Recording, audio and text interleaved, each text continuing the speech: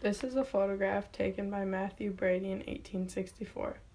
This image was taken in a typical pavilion at Carver Hospital in Washington, D.C. A pavilion is a skilled nursing center offering both short and long-term services focusing on emotional and physical well-being. In the picture, there are war nurses treating wounded soldiers. The pavilion was used for admissions and surgeries performed during the Civil War between the years of 1862 and 1865.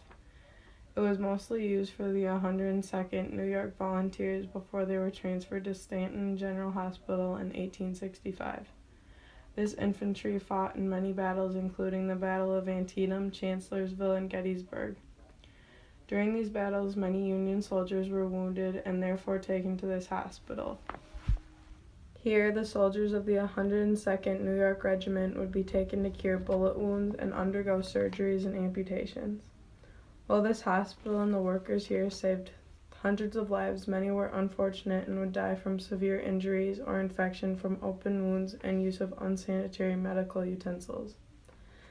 Many wounded soldiers also could not be treated properly because the nurses had never seen as bad of bullet wounds than that were caused by the Minié ball, and also could not be treated because they did not have advanced medicines.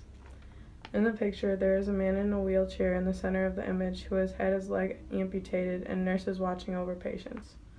While in recovery, family members could also come visit patients, as you can see in the picture, while they are sitting next to the beds. The hospital itself was divided into separate wings so the patients could be separated by injury or illness.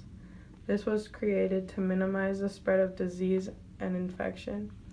It was suggested that military hospitals be built as pavilions so the wards could allow greater air ventilation and improved efficiency in treating similarly injured and diseased patients.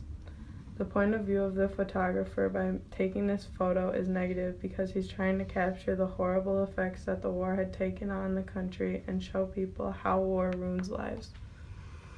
I chose this image because I'm interested in the nurses in the war and how hospitals were set up.